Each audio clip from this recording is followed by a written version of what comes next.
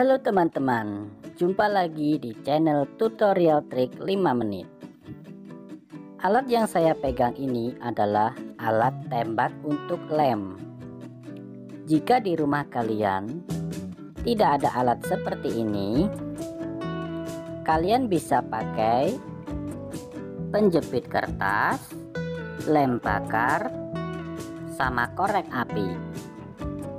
Sebelum saya membagikan tutorial cara penggunaannya, pastikan dulu kalian sudah mensubscribe channel ini agar kalian tidak ketinggalan tips-tips menarik lainnya.